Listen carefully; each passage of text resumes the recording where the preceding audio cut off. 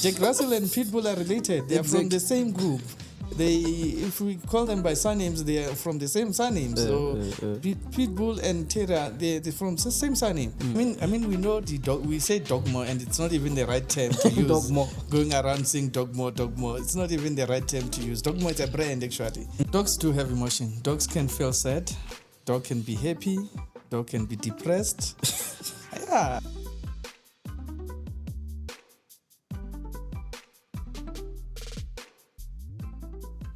Dogs are often misunderstood or misjudged, and we aim to create this podcast to bridge the gap between humans and dogs. That's why we created this podcast, to educate, share, and get to understand Ubobi, the family dog, better. Ladies and gentlemen, welcome to Bobi, the family dog podcast.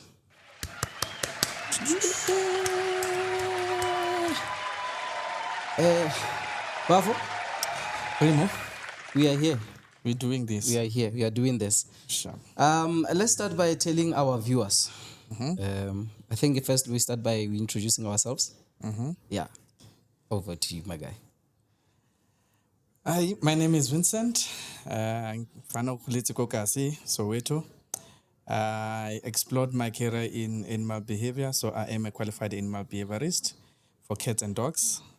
So just to give you a rundown, an animal behaviorist, it's more like a psychologist of dogs who understands the root of cause of behavior problems and come up with solution and those kind of things. So, and also provide training for family. So we're here today to share our skill, our knowledge, to educate the people out there on dogs and probably cats in the future. We'll see. And also, it's also important to note that we also want to bring information and insights to the industry, to the people out there, so that everyone can know that it's not just a certain type of people or certain group of people that can do this thing. We can all do it. All it takes is starting somewhere. Like Vince started animal behavior.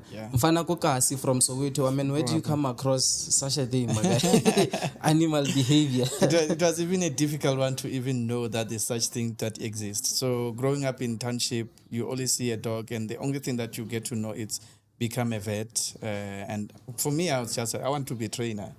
It was a very difficult journey to start off with, to go, where do I even start this journey? Where do I even go? Who do I even talk to? You speak to your family members, they be like, dude, are you crazy? What do you want to do? So those kind of theories and talks and those kind of things. But 11 years later, with 11 years experience in the field now, I will never go back. I will never look back. I've been doing dog training for some time now. Behaviorist consulting and assisting people with different behavior problems. And besides just being an animal behaviorist, I hold a dog handling level 5, which enable me to work with your narcotic dogs, your explosive dogs, to search for drugs, to search for explosive, search and rescue, tracking, and all those kind of things. So I would say I've explored quite a lot in this industry, and I think now it's time to share it with everyone who love dogs. And you might just be someone who kind of like want to adopt a dog, but you don't know where to start.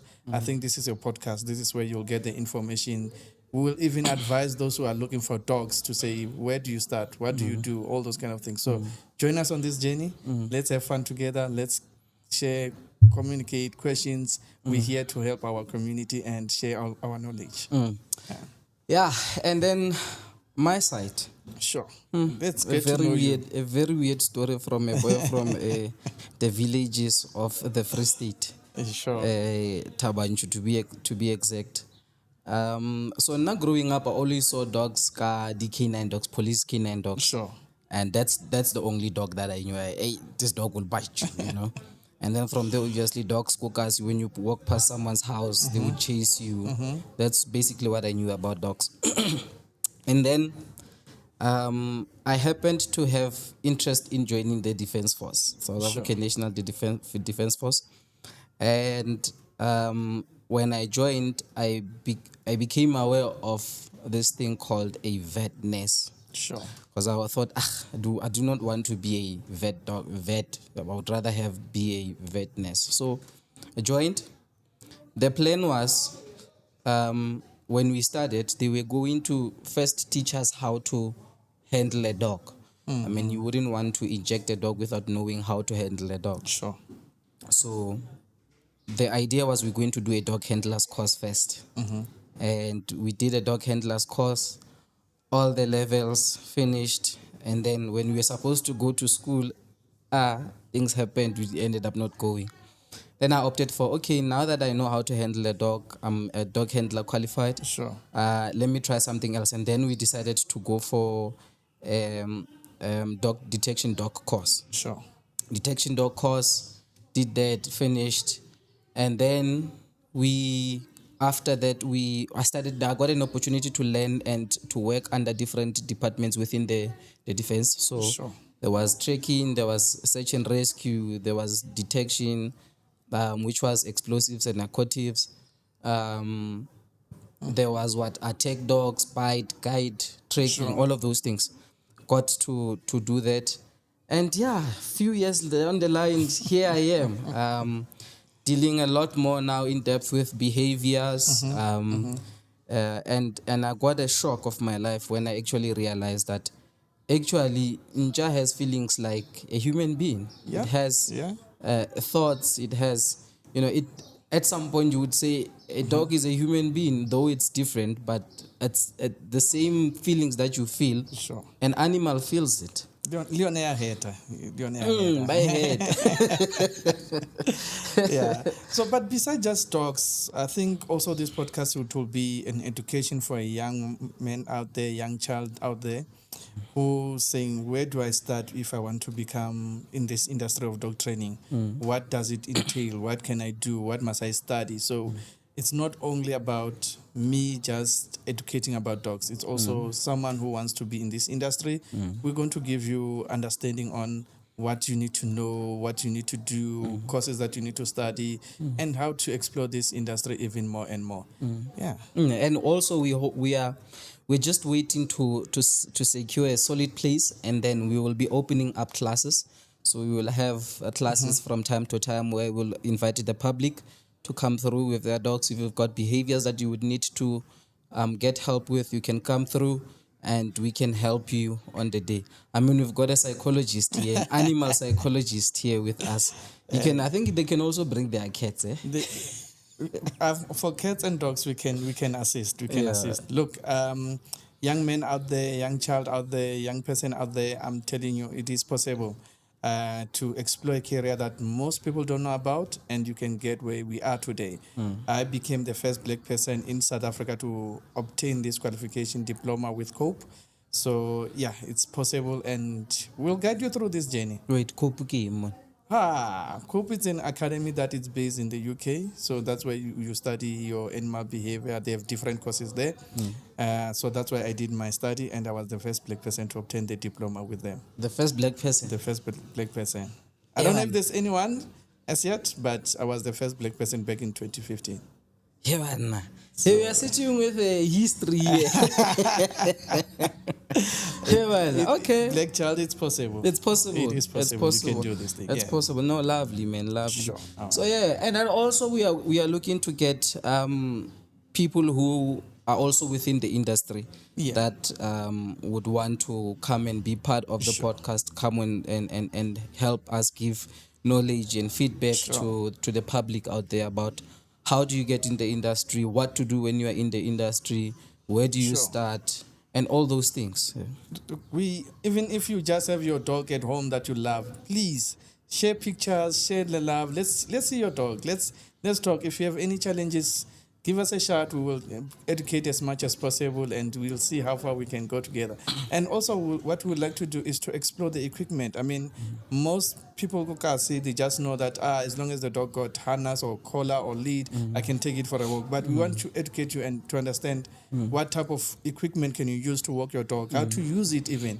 So, Bafetu, let's go through this journey of Bobby, the family dog. Let's understand what does Bobby need, how must the house of Bobby, what must you do, how must you clean Bobby, all those kind of things. Guys, this is a podcast to explore, educate, showcase the love that we have for our animals out there. And yeah, we're all going to do this together. And talking about the equipment, a huge thing also there is I normally see gents kokasi walking their power breeds, kadihana, see only, Yeah, and yeah. yeah, I've got a different view to it, but I think it's something that we will need to dive deeply into. Sure. And then also the food. Yeah. Yeah. Some of us grew up knowing that a dog eats whatever that's left in the house. Hey, I mean, we know the dog. We say dogma, and it's not even the right term to use. Dogma. Going around saying dogma, dogma. It's not even the right term to use. Dogma is a brand, actually. It's dog food, and then once you say dog food, then we'll talk about what's the right nutrition. And this new thing now that's going around, say, I feed my dog raw. Do you even know what the raw diet is, what it entails, and those kind of things? So we're going to dwell a lot on that, and also your medication. Not every medication that you give to your dog is what the dog needs. So we're going to dwell, and we hope to have guests that we're going to come on board that will give us more details about their brands or those kind of things. So this is our journey. This is where we are going to outline, talk everything about dog. So South Africa, people out there, world, come on, step on board, join us. Remember to like, share the podcast, subscribe to the channel. Make sure that we have enough to keep on doing this thing and to bring people who have knowledge in this thing to come and have a chat with us, to give us a lot more information about Ubo B, the family dog. My guy, there's myths out there. Ah, well. I know the one myth is the one that I actually spoke about was dogs do have emotions. Well, I remember the first time when I started working with animals, I was telling a group of friends of mine that actually, dogs do have emotions. They feel the same thing that you feel, the same pain, the loss, and whatever. Yeah. And the gents were laughing at me like, when you're starting to think like someone else now, Yeah. starting to behave like, no, come on. Yeah. What's happening? Do dogs really have emotions? Dogs do have emotion. Dogs can feel sad. Dog can be happy. Dog can be depressed. Yeah, it's something that we don't look at. We only look at the dogs wagging the tail, and we think, oh, the dog is happy, or the dog is just sitting in the corner. It's a good dog when he's sitting in the corner, not moving around. Whereas dogs do have emotions. There's anxiety in dogs as well. There's medication for anxiety for dogs as well, for cats and all those kind of things. So dogs do have feelings, and in this channel, we will talk a lot about that as well. Your emotions of dogs, your anxiety for dogs, those kind of things, and what medication or what training do you need to put in place. So, but stay tuned for a full-on episode on emotions, where we will outline all the type of emotions, the signs that you will see when the dog is going through emotions and depressions and all those kind of things. So, yeah, dogs do have emotions. Okay. Dogs have emotions, Buffy, too. Dogs have anxiety, they have depression. I'm guessing if you leave your dog is going to have depression. If you hit your dog with a back stain, obviously it's going to feel sad and angry and what. So there's a lot more to learn and to discover in that. Sure. I think first thing first, Vince, let us touch a bit on types of dogs. Okay. And the breeds. Yeah. Because a dog is a dog. And then a Bobby at home is Bobby, but Bobby is a breed. And is a type of a dog also, because there's a certain job that he was bred to do. Sure. How do we distinguish what's what? So let's start here. When you talk about the type of dogs, it's different from breed. It's two different things. So a type, it's what the dog was bred for. This is a group of dogs. And I normally say, take it as a surname or the last name of the dog. For example, if you hear pit bull, At the end of pit bull, they always say pit bull terrier. That terrier gives you a specific group that particular group breed falls under. So it's not just, oh, it's a pit bull. You need to know what that terrier means. So that terrier is a broader name that groups different breeds under. And then from there we can have, from terrier group, you can start to have different breeds. So that's to start off with. And then with a breed is just a specific dog or specific name for a specific dog that now it's give us a specific to say, out of this group of terrier, we got pit bull terrier, we got a Jack Russell terrier. Some people want Jack Russell and pit bull are related. They are from the same group. If we call them by surnames, they are from the same surname. So pit bull and terrier, they're from the same surname. And what it gives us now, it's when you look at the surname, the group terrier, we now start to see same trends of behavior, like the energy and those kind of things. You think it's a small dog. You see Jack Russell, Jack Russell are small dogs and they won't have that energy. Well, they have energy. And them and pit bull are from the same group of dogs. So they were bred for specific reasons. So we have different groups. You got your terrier, you got your gun dogs. Your gun dogs are those that we normally call them retrievers, where in the olden days when farmers used to go to fire to shoot down birds and those kind of things, you needed gun dogs that will go and retrieve, to chase and go and retrieve whatever the farmer or the hunter has shot down. So that's where you find your retrievers, your pointers, all those ones, we call them gun dogs. Golden retrievers. Golden retrievers. So that's why those kind of dogs, you see them carrying things around quite a lot because they fall under that group of retrieving things. They are gun dogs. So if you have a retriever at home and it's walking around with a shoe on its mouth, it's their normal thing. That's what they were bred for. That's why when someone calls me and say, I got my retriever, it always picking my clothes up, my shoes, I'm like, that's what retrievers are bred for. The only thing as a owner of a retriever, I need to know what can I do to stimulate that behavior on the dog. What can I do to keep the dog busy with that kind of thing? So can I give it more toys? Can I give him or other things to carry around instead of my shoes? So gun dogs are bred for that. And then you have your heading ships. There's a lot of groups, guys. I'm just going to mention few. You have your heading dogs, where now you look at your border collies that they will head around ships. You know, when you have someone with a heading dog, you know that there's a lot of energy there. There's long coats there because they spend so much time outside. They're going to spend so much time heading. And I've had one client that who called me to say this dog will block them from going out the gate and it will nip on their ankles when they get out of the gate. I'm like, that's what they're bred for. That's what they do. It's within their genetics. So those kind of things, it's important to understand the group of dog that you have so that by the time we get to breed and all those kind of things, where does it all start? All in the surname of the dog, the terrier, the gun dogs, the retriever, the hounds, the bloodhounds, the great, so not the Great Danes, your bloodhounds, your pointers, the one that we love them a lot to hunt with in KZN, man. This one's that normally Mzulu would say, greyhounds. So you all those things, greyhounds. You know, when you talk about hounds, you're talking about speed, you're talking about energy, you're talking about running, you're talking about hunting. Those are hounds. That's why whenever you see someone with a greyhound at Yazingela, it's because they were bred for that. They're bred for that speed. They run, they go running. And the other different thing about when it comes to breed, it's where was it bred? You know, that's why you have German Shepherd. So the Germans looked at the group of dog of shepherds and be like, we want to have our own, and then they breed their own and they call it the German Shepherd.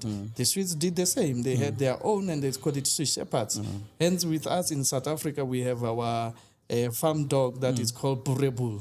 It's ours, that one. It's bred here in South Africa because farmers wanted something with muscular that will protect their livestock. And that's why we had Burebuls. And I think once we know, the important thing here is once we know the breeds and why were they bred and what the types of dogs they are, why they were bred for, it would be important because then we would know what type of dog do I need based on where do I live or what can I give it. Yeah. So For example, I wouldn't, if I'm living in a complex or in a small holding kokasi, having a German Shepherd or a Malinois, it's not an It's not ideal the idea thing. for you. It needs space, it needs to run. That's why most people will then start complaining about it. This dog is destructive, Yeah. it's chowing my grass, or Yeah. it's doing gardening, it's biting my car's Yeah. wheels, tires, and things like that. So, yeah.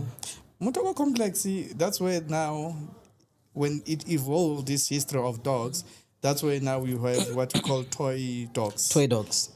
Those are now dogs that were now bred for people that just want a dog to be with them. So you look at dogs like your Poodles. poodles. You look at dogs like your Great Danes as well. As much as it's a big dog, but that dog can be a very good dog for someone on a complex because of the energy level. They're not high energy level. They don't need quite a lot to be stimulated, even though you still need to take them out for a walk. Guys, don't get us wrong here. Any dog needs exercise, but the question is the amount of exercise that the dog will need. It will depend on the type of dog that you have and also the breed that you have. So all dogs need stimulation, they need exercise, they need feeding, they need all those important needs.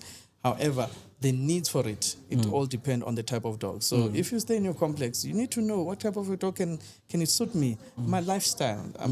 Am I too busy? Am I available for the dog? You need to all take all to account. Do I have kids? What dogs are good with kids?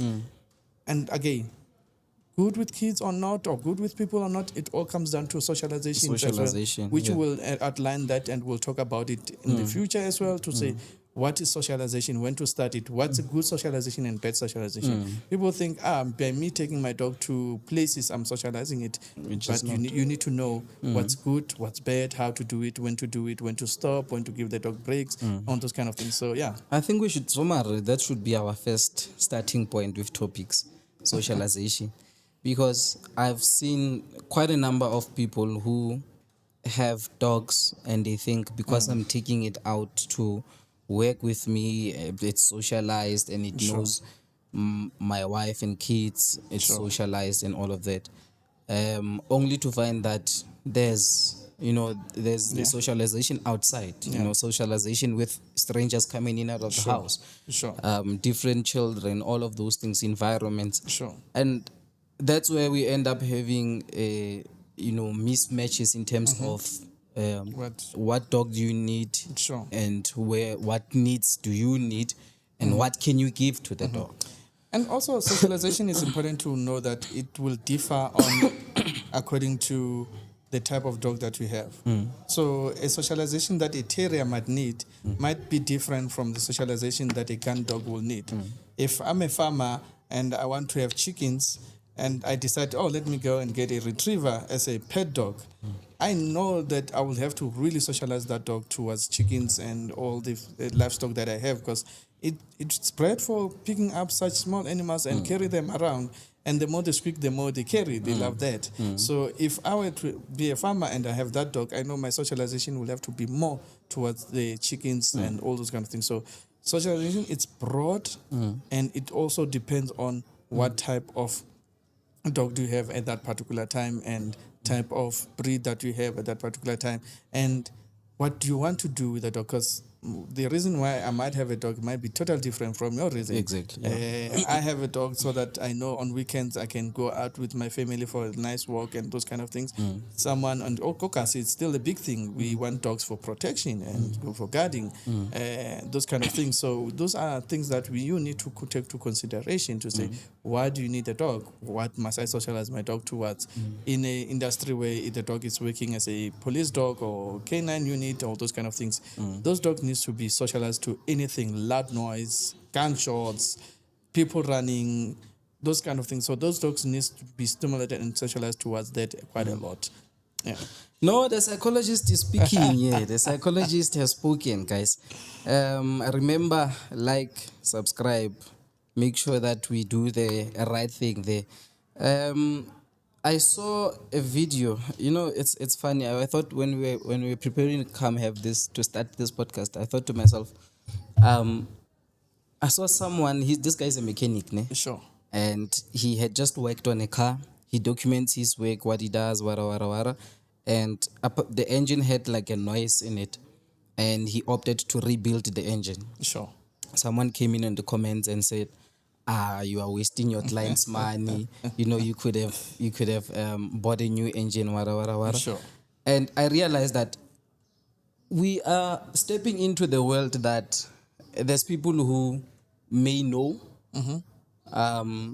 and they may know based on I grew up with dogs, Yeah, I've yeah. had dogs, so I'm knowledgeable, but not necessarily knowledgeable in terms of I've studied this thing, Yeah. I've experienced in Yeah. this breed and Sure. and. Sure. And I think those people are quite important for us to have Yes. also, because Yes. it's quite vital for us to have knowledge of not just one. Because if you have a dog, obviously you're going to meet other people with dogs. Sure. And we need to be able to read what the other dog is doing. Sure. It would be useless for me to go out for a walk with my dog and I only know what my dog is doing or saying to me, and I'm unable to pick what your other dog is doing. Sure. And we end up having issues like dog fights, Yeah, yeah. and attacks and all those things.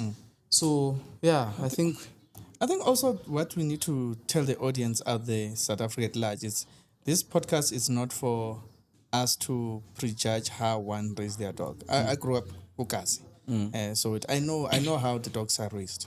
And yes, I did study in my behaviors, and then it kind of like educated me to do some things differently. In this podcast, we're not going to be judging to say, no, that's not how to do it, but we're going to say to you, well, this is what you know, this is what the science says, then try and see if you can educate and grow from there. We're not going to be like, what you're doing is wrong. How you're raising your dog is wrong. Or what you're telling us about, maybe you have different view about a specific breed and we saying this. We just want to educate you and say, but the science is saying this. This is what we have studied. This is what the people have studied. And this is what we want you to know out there. So we're not here to prejudge your thoughts and how you raise your dog and stuff. And it would be really interesting to sit with someone that says, this is how I've raised my dog. I mean, people Kokasi will tell you, oh, my dog has never had vaccination. Okay, well, the dog did survive, but what does the science say? Something that you need to know is the dog might not be showing you signs of being sick, but it carries those diseases and those viruses in it.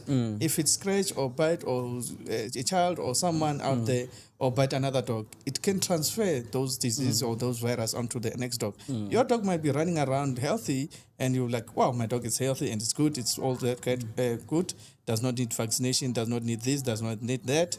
And then suddenly your dog is carrying so much and it can transfer it to another dog or to someone. So those are kind of things that we want people to know. Yes, you know your dog cannot, you don't do that, or you don't believe on that, but what does the science say? So that's the platform for it as well.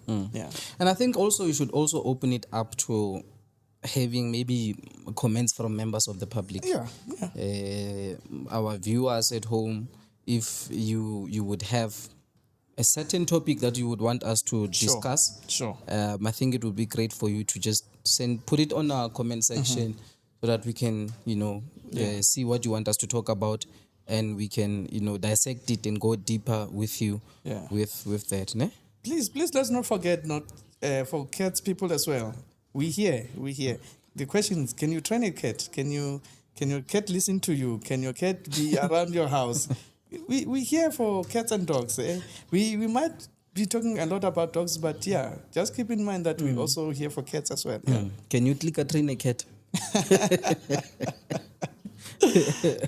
You will need quite a lot of patience. Yeah. Clicker training a cat, it's a very long, broad discussion. I think we can leave that for another day, because training a cat is not as easy as training a dog. There's quite a lot of things that you need to really consider. But can you know what your cat needs? The most important thing with cats, with dogs, it's easier and you can plan a training session with them. Cats, it's difficult to play around planning a training sessions with them because of how they are, where they want to do, and they still kind of like, I can go be independent in such a way. But can you know what your cat needs? Do you know what your cat needs are? Do you know what you need to provide for your cats at which particular time? Do you know the kind of like setup that you must have for your cats? When to feed your cats, what to feed your cat, those kind of things. All that will come into how do you raise your cats in a nice, happy environment for the cats as well? Yeah. Most people that I know who have cats, they have a cat as an independent pet, and that's it.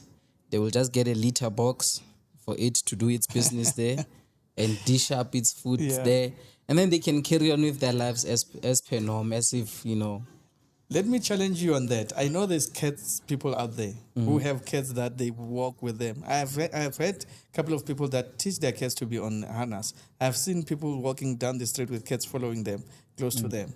So if you're out there and you have a cat, please give us a shout. Let's see, give us a story about your cat. Let's talk about cats at some time. No, I would like to see that because yeah, for me, all I know is people with cats have independent pets, and they leave them at home. I mean, the only time that I actually know of someone that they had to postpone going on vacation because they needed someone to look after their cat. Yeah. Because the cat was getting destructive at home when they were not there. Otherwise, when they are there, it's fine. It's motions. That's the only thing. That's the only person one person that I know motions. of. Otherwise, everyone else is, I forgot to dish up for my cat, or I've dished up for my cat. I left the window open. It can go in and out of the house as and when it pleases. Otherwise, come on. There's a lot of people that will have cats on their laps. Let's leave it for the viewers. Yeah, no. Give us your story about cats, and let's see what we can share and educate people around cats and raising a cat. Yeah. No, otherwise, I think that's the most important part of the podcast that we got to deal with. This is episode 0, where we are just setting the tone, setting the platform, and we want to, very, very, very important, we want to send an invitation to you, the public out there, that we need you to engage with us. We need you to like, subscribe, comment on on our comment sections, to let us know what you would want us to talk about, what are your problems, and then we are going to also come out to places, help you guys with your dogs and your cats, with behaviors that you may need help with. I think that would be the best or the biggest, nicest starting point of our journey. Yeah, and guys, don't feel ashamed with how you're raising your dog. I mean, for me, when I started my career, I didn't have dog treats. And for me to train my dog, I had to go to this street vendor around the corner and buy mascopas. I don't know in English what you call it. Get the disco pops, man. There you go. Come on. Disco pops. Where did you attend school, eh? Okay. Come on, okay, man. See, my pop disco pops, disco pops. That's what I used to train my dog. I didn't have dog treats. I didn't have proper dog food, and I wanted to train my dog. I was like, I need to train. I've just learned this module on how to train your dog to do a sit, and I wanted to do it, but I didn't have dog treats, and I could not go to Mama Kopa 50 rand ko reka di dog treats. Fit. Corner got disco pops, my pop mascopasi. Come back, my dog loved it. That was the most important thing. The dog loved it, and I trained my dog using that. But fit. I'm not condoning to feed dogs improper thing, but I'm just want to say to someone, this is where you will start, and that's where you're not going to end. Your starting point is not your end goal.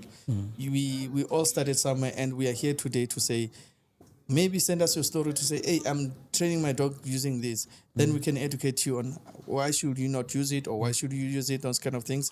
I get training like a mascopa, and then the dog did work for me. I was able to train my dog to do a sit, stay, down, all those kind of things. And when I was walking down the street with a dog that you say sit, it was a big thing. It was a nice thing for people to see. And how I got there, got a scopa, I remember we met some guy, Coppercast. Remember the guy that we met, the Tonga guy that was working what was it, a rich bag? He said, me, I don't need a treat bag to teach my dog. Time my hands. And the dog sat down. Yeah. But you could see also with that dog that there was a lot of fear. Yes. It was reacting to what the man was saying. Yeah. Based on fear, and not because it's a learned behavior that he enjoys doing because he wants to Sure. please his handler. Sure. And yeah, and I think it's also a good thing that we know the types of treats that we need Yeah. to use if we're starting, and treating on its own, treating a dog. I mean, for someone who I only came across this thing of treating dogs a few years ago, where Yeah. I actually realized that you can, instead of using a toy as a treat, you can actually use dog treats. Yeah. Dog Yeah. food, dog pellets. There's special different types of treats that are on the market that you can Sure. get Sure. for your dog. Sure. I think for me as well with this podcast, it will be a very success story if we can have someone to say, I was teaching my dog out of fear without treating or anything, to come back to say, hang on, I've now started to train my dog using some treats and a nice way positive reinforcement. If I can use the training term, positive reinforcement, giving the dog love, give the dog the reason to work, make the dog enjoy the training, unlike just believing that if the dog does something naughty, I'm going to slap it or push it or doing something that is really negative or punish it, which we don't want to encourage. We want to encourage how can you positively train your dog to do other stuff and to do the behaviors that you want at home, and and also not to chase the dog around and then you'll be like, this dog is carrying my shoe, and you chase it around the house, and by the time you're done chasing it, the dog has had so much fun with it, because that running around is exciting for the dog. But we want to educate you to say, how can you do how can you work around so instead of you to say, just bench the dog and at the back, and because the washing is outside, what can you do to educate the dog that my washing is on the line? You don't have to go and peel it and destroy it and those kind of things. So those kind of things. So there's a lot of common behavior problems out there that dogs come with. And most of us, we don't know how to deal with it. And we find one way, which is to chase the dog around with something negative or something that the dog won't like. So there's ways to educate the dogs, and we're here for that. Yeah. No, happy with that, Moren. I'm happy with that. I think we can then, ladies and gentlemen, maybe adjourn for now. Put a full, not a full stop, a comma. We put a comma to come back again on this matter, and when we come back, we're going to come back with a lot more of topics that are well detailed for you to come through and dissect with us. Yeah. And then also remember to comment. Let us know what would you want us to talk about. What do you think is an issue in your area with regards to animals, with regards to dogs and things like that. Also, what do you think? Very important. What do you think of training an animal, training a dog? Because I remember at some point, someone once said to me, "Is this even a career? I mean, how do you even make a career out of training an animal?" I never thought people could make careers out of this thing. So we need to get more information out there. You need to tell us if there's things that you would want to do within this industry. We are here. All we need to do is just let us know, and then we can just help direct you in the right direction, that this is the person that you need to talk to. We've got quite a lot of friends within the industry. Do not want to pat the bag and say hey, what, but we've got quite a few people that we know who are well established within the industry that can also come in and help. If we've got people that maybe want to do courses, don't know where to start, if they've got issues with their dogs. So yeah, I mean, I don't want to keep adding on this qualification thing of mine, but one of the things that I just would like to add is I'm also a qualified facilitator and assessor, which means that I can teach someone on how to train dogs. I can assess a dog training school if they are qualified or they're compliant enough to be recognized as a dog training school. So if you someone who just feel like I want to learn this, I don't have my own dog, but I want to learn how to train dogs, give us a shout. Let's see how we can talk and we can assist you. Because we can educate someone to go out there and train dogs. And also we don't want to scare people who wants to have dogs. If you at a point where you want to kind of like have a dog and you don't know where to start, what to do, can I get a dog from a rescue center or should I go to a breeder? Give us a shout. We'll give you advice. Rescue dogs are not bad dogs, guys. They are not. Let's destroy that thought on our mind.